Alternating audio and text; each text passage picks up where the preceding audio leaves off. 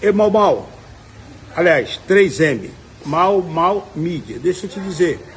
Tu não pode, tu tá pensando que tu pode chegar dentro do centro de especialidade, tu pode chegar dentro dos hospitais filmando os pacientes. Rapaz, isso é proibido, rapaz. Ninguém te orientou com isso, não.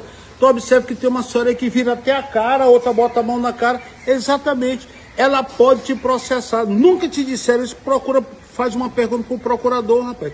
Aí tu queres para te provar que tu tá trabalhando, mas tu não pode expor as pessoas. Cadê o direito aí embaixo? Tu fica fazendo isso aí até tu pegar uma porrada. Se a Câmara de Vereador soubesse e tivesse posição, eles poderiam te afastar por improbidade. Quer ver? Olha aí a lei que eu tô te mandando aí. Rapaz, o que? Rapaz, tu faz cada uma, pelo amor de Deus, é demais.